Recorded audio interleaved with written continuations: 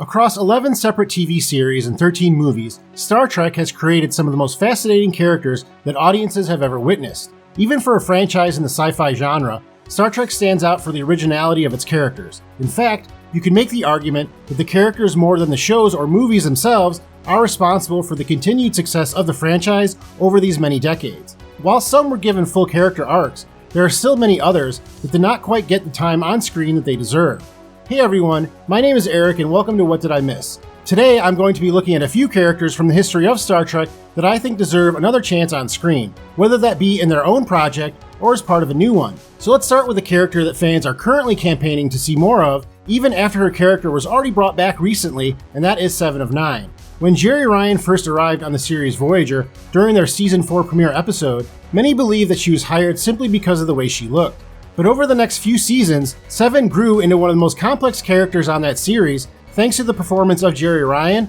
along with how that character developed when given the opportunity. Audiences quickly grew to love watching Seven be a deadly fish out of water, trying to understand the chaos that she witnessed around her, while also trying to form relationships with individuals after being part of the Borg Collective for so many years. Even though she was not always given the best storylines, during her 4 seasons on Voyager, her character was given a massive update when she reappeared years later on the series Star Trek Picard. During her 3 seasons there, we find out that things were not easy for Seven when the USS Voyager returned to Earth, as she was not allowed to enter Starfleet even after the backing of her former CEO and liberator, Captain Catherine Janeway, due to the Federation's fear of her past as a Borg drone. Because of this, Seven's character was allowed to grow into a much different one who felt the weight of her past along with the betrayal of her new collective. This created a very different version of Seven, who was not only a part of the chaos around her, but thrived within it as she became a liberator herself after joining a vigilante group known as the Fenris Rangers. After she was sought out by Picard, the two would go on even more adventures that saw Seven finally be accepted by Starfleet, and as of the finale of Star Trek Picard, she is a commander serving aboard the newest version of the USS Enterprise. Since Star Trek Picard's 3-season run ended, fans have been pushing online for a new series based around Seven named Star Trek Legacy that would include other characters and producers from the series Picard. Even if that idea does not come to be, the creators of Star Trek would be silly not to consider bringing Seven back again when you look at how fans have responded to her over the years. Speaking of Star Trek Picard, during that show's 3rd season, another character was teased in the background, possibly setting up their return, which would be a massive event if it was to happen, and that is the return of James T. Kirk, played by William Shatner. No other living actor is as recognized as a vital part of Star Trek's history than William Shatner, and even though there have been other actors that have tried to replace him in the role, when you think of James Kirk, you probably see William Shatner's face. Technically the second on-screen captain of the Enterprise, William Shatner as James Kirk starred as a character for 3 seasons on the original series, as well as 7 films, where he shined as a charismatic captain that didn't like to lose. Over that time, he became the de facto face of the franchise and even co-wrote and directed the film Star Trek The Final Frontier. Initially, it was believed that his version of the character would never be brought back, given the character's death in the film Star Trek Generations. In fact, before the reboot Star Trek film was produced in 2009, J.J. Abrams admitted that there were discussions when developing the film of bringing William Shatner back as they did with Leonard Nimoy. If you would like to know more about that story, I suggest that you watch my breakdown of that film after you watch this video. But even if it was deemed too difficult to bring William Shatner back for those films, the writers on the series Star Trek Picard decided to crack the door open for his return, after showing that James Kirk's body was not left on some distant planet after his death, but it was in fact brought back to an experimental Starfleet facility and kept in stasis. As soon as fans picked up on this, the internet was flooded with calls for William Shatner to return as this beloved character. Given the actor's age and schedule, it may be difficult to have him return for his own series such as Star Trek Picard, but it would be nice to see William Shatner on screen again as a character that so many have immortalized. But Seven and James Kirk were not the only characters whose future was teased during the run of Star Trek Picard, as the 2nd season included a cameo appearance by a character and actor that in some ways has really never left Star Trek, and that is Wil Wheaton as Wesley Crusher. If any character deserves a mulligan for how they were handled during their initial appearance, it is Wesley Crusher. Since when audiences were first introduced to him as a young man on the USS Enterprise D during the first episode of Star Trek The Next Generation, he was treated more like a nuisance more than anything else. Even if his young character literally embodied the next generation of Star Trek fans that the series was trying to connect with. But over time, Wesley was given more to do and became almost a viewpoint character for the audience during many adventures, especially for younger fans. Eventually, Wesley was given a huge power-up after he was transformed into a being known as a Traveler that is able to visit anywhere in the space-time continuum. Even though he left Starfleet Academy at this time, he did return at some point and became an officer, evident by his appearance in uniform at the wedding of Deanna Troi and Will Riker. But when he appeared on Star Trek Picard, he was out of uniform and introduced himself as simply a Traveler. Given the fact that Wesley is a near-omnipotent being that also has connections to Starfleet, the possibilities for the future of his character are literally limitless. Not only that, but during his appearance on Picard, Wesley recruited another character from that series, Corey Soon, on an adventure with him which could be a window into a new movie or series. It's also worth noting that Will Wheaton has become a fan favorite not just as Wesley Crusher, but also as an ambassador for the brand over the years on the red carpet at new releases or on his own series, The Ready Room. Since Star Trek Picard was a series based around bringing back a lot of legacy characters, it isn't a surprise to see a lot of them on this list. In fact, I probably could have populated this list exclusively with characters that returned for Star Trek Picard. While I did not do that, I do have one more character that returned for just the third season of that series, who I think definitely deserves to have his story told in greater detail, as his character is not only vital to the history of Starfleet,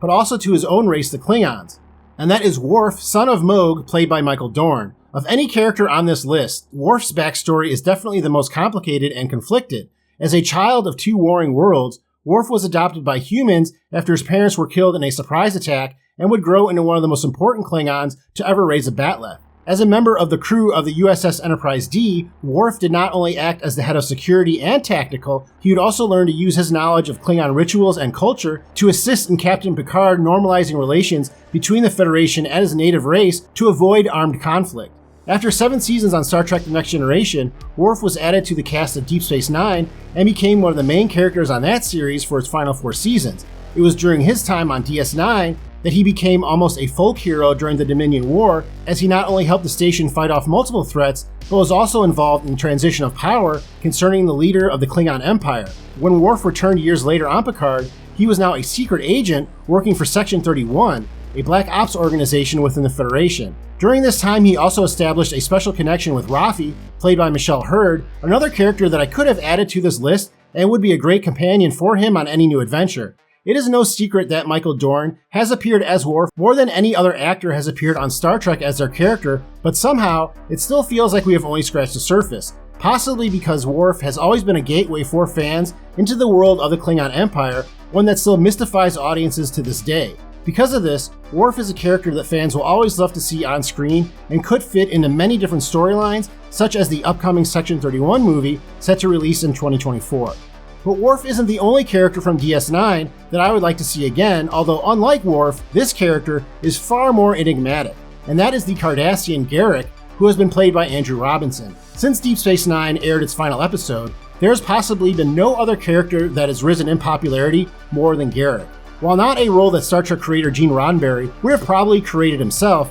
Garrick is an honest reflection of what it takes to survive in impossible circumstances. Given what we know, or possibly know, about Garrick, it is rather difficult to nail down who his character really is, as Garrick has been portrayed as a walking paradox whose only consistent trait is that he can be trusted to be untrustworthy. Even still, Garrick was able to gain the respect of many characters that outright hated him for years, while also evolving into a freedom fighter for his people and one hell of a tailor. He also developed a very close relationship with Dr. Julian Bashir, which fans have also come to enjoy watching and would love to see another adventure between the two, even if it's on the holodeck. Since Andrew Robinson is roughly the same age as Patrick Stewart, it is conceivable that he could return to play the character once again in a new project. Like Warf and his relationship with the Klingon Empire, Garrick has at times been a portal into the inner workings of Cardassian culture, which could be further illuminated by a series that would focus on Garrick assisting his home planet rebuild after the war. But I would also like to see a younger Garrick before we were first introduced to him on DS9